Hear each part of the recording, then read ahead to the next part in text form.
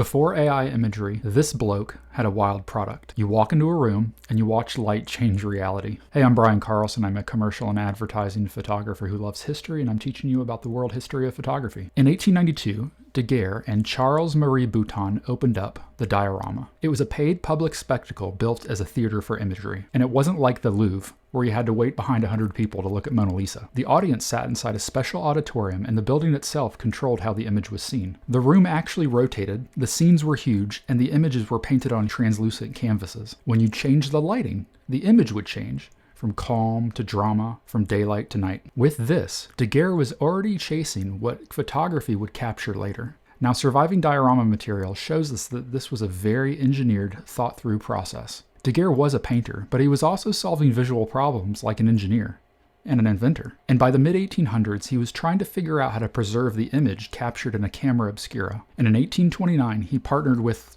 Niceppe or Nips, or however you pronounce his name, who had captured the permanent camera image. Now, Niepce dies in 1833, and Daguerre keeps working. Finally, in 1839, Daguerre did it.